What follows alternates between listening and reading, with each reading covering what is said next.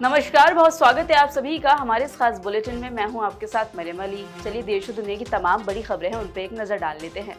Bulletin की शुरुआत करते हैं अंतर्राष्ट्रीय खबर से। जैसा कि हमने आपको बताया था, बीते दिन ईरान और इजराइल के बीच जंग फिर से शुरू हो गई थी। अप्रैल में जो सीज फायर हुआ था वो तोड़ दिया गया। उसके बाद ईरान ने इजराइल पर अटैक किया, जिसके जवाब में इजराइल ने भी ईरान पर अटैक किया।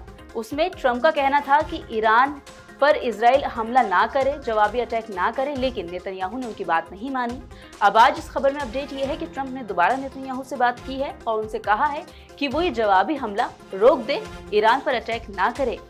ट्रंप का कहना है कि जब इजराइल ईरान के दर्जनों संवेदनशील ठिकानों पर हमले की तैयारी कर रहा था, तब उन्होंने नेतन्याहू को सीधे चेतावनी दी थी। मीडिया रिपोर्ट्स के मुताबिक ट्रंप ने कहा, बीबी तुम्हें सावधान रहना चाहिए, वरना बहुत जल्द तुम अकेले पड़ जाओगे। एक इजरायली सूत्र के मुताबिक ये भी पता चला है कि इस बातचीत के बीच नेतन्याहू पीछे हटने को तैयार हो गए, बशर्ते ईरान आगे कोई हमला ना करे। ये दखल तब हुआ जब इजराइल और ईरान के बीच फिर से गोलीबारी शुरू हो गई। 2 महीने पहले सीज फायर शुरू होने के बाद ये पहली बार था कि दोनों देशों ने एक दूसरे पर हमले किए। वहीं आपको बता दें कि ईरान ने रविवार को इजराइल पर मिसाइलों की बौछार कर दी थी, जिसके जवाब में इजराइल ने पश्चिमी और मध्य ईरान में सैन्य ठिकानों पर हमला कर दिया। वहीं बीते दिन दोनों पक्षों ने लड़ाई रोकने का संकेत दिया था। ईरान ने कहा कि वो हमले रोक देगा और इसके बाद नेतन्याहू ने घोषणा की कि इजरायली हमले फिलहाल रोक दिए जाएंगे। वहीं बाद में ट्रंप ने कहा कि उन्होंने नेतन्याहू को सीधा आदेश देने के बजाय उनकी समझदारी पर भरोसा करते हुए उनसे अपील की थी। वहीं अमेरिकी राष्ट्रपति डोनाल्ड ट्रंप को H-1B वीजा फीस मामले में बड़ा झटका लगा है। आपको बता दें कि अमेरिकी संघीय अदालत ने H-1B वीजा पर जो $1 लाख की शुल्क लगाने की बात हुई थी, उसको अवैध बताते हुए रद्द कर दिया है। बोस्टन की जिला अदालत के जज लियो सोरोकिन ने सोमवार को ये फैसला सुनाया। ये मामला 20 डेमोक्रेटिक राज्यों के अटॉर्नी जनरल द्वारा दायर मुकदमे के बाद अदालत पहुंचा था।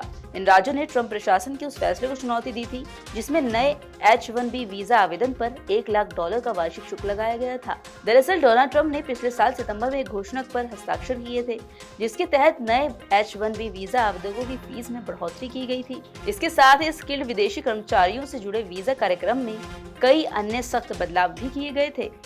उधर विशाखापट्टनम से एक दर्दनाक खबर सामने आई। आपको बता दें कि विशाखापट्टनम में स्टील प्लांट में एक विस्फोट हो गया, जिसके बाद वो गरम स्टील पिघल गया और वो गिर गया मजदूरों पर, जिसके बाद इस हादसे में करीब 8 मजदूरों की मौत हो गई है और साथ ही कई अन्य घायल भी बताए जा रहे हैं। ये हादसा अत्यधिक तापमान पर पिघले हुए स्टील से भरी एक करछुल में विस्फोट के कारण हुआ। हादसे के बाद अफरा तफरी मच गई और कर्मचारी जान बचाने के लिए इधर उधर भागने लगे। स्टील प्लांट के कर्मचारी घटनास्थल पर पहुंचकर आग पर काबू पाने का प्रयास भी कर रहे थे। उधर खबर मिलते ही प्रशासन बचाव कार्य में लग गया। वहीं राज्य की गृह मंत्री वंगलापुड़ी अनीता ने विशाखापट्टनम स्टील प्लांट में हुए हादसे पर प्रतिक्रिया दी। उन्होंने जिला कलेक्टर और शहर के पुलिस कमिश्नर से फोन पर बात की और स्टील प्लांट हादसे से जुड़ी जानकारी ली। साथ ही आपको बता दें कि प्रधानमंत्री नरेंद्र मोदी ने विशाखापट्टनम स्टील प्लांट हादसे पर दुख जताया। इसके साथ ही मुआवजे का ऐलान भी किया। पीएमओ ने एक्स पर अपना पोस्ट किया और कहा कि इस हादसे में जान गंवाने वाले प्रत्येक व्यक्ति के परिजनों को प्रधानमंत्री राष्ट्रीय राहत कोष से 2 लाख रुपए का मुआवजा दिया जाएगा। साथ ही घायलों को 50,000 रुपए दिए जाएंगे। कुछ दिन पहले हुआ मालवीय नगर में अग्निकांड तो आपको याद होगा। अब आपको बता दें कि इसमें ये खबर सामने आई है कि नगर निगम ने 2025 और 2026 में वहां की जांच की थी, लेकिन दोनों बार वहां पर होटल नहीं बल्कि चाय की दुकान उसको बताया गया। नगर निगम ने अब 5 अधिकारियों को नोटिस जारी किया है। इसमें निरीक्षण करने वाले पब्लिक हेल्थ इंस्पेक्टर और सहायक पब्लिक हेल्थ इंस्पेक्टर से जवाब मांगा गया। ये बातें नगर निगम की प्राथमिक जांच रिपोर्ट में सामने आई। बता दें कि हौजरानी की घटना के बाद महापौर प्रवेश वाही ने जांच के लिए आदेश दिए थे।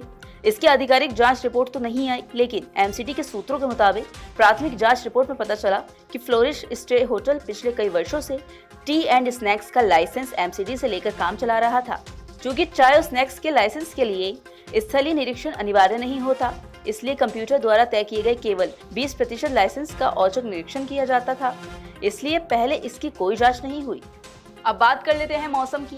बीते कुछ दिनों से दिल्ली एनसीआर में साथ ही कई अन्य राज्यों में यानी कि लगभग पूरे उत्तर भारत में काफी ज्यादा गर्मी देखने को मिल रही है। तापमान तेजी से बढ़ता जा रहा है और गर्मी उमस वाली है, जिससे हर किसी को पसीने आ रहे हैं, चिपचिपाती गर्मी का एहसास हो रहा है और अब हर कोई इससे परेशान हो गया।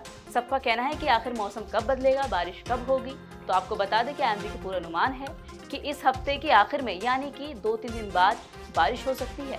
बीते दिन काफी ज्यादा गर्मी का एहसास हुआ। सुबह से ही धूप खिली रही। अधिकतम तापमान 42.2 डिग्री रहा। ये सामान्य से 2.2 डिग्री ज्यादा था। वहीं न्यूनतम तापमान की बात करें तो करीब 30 डिग्री रहा।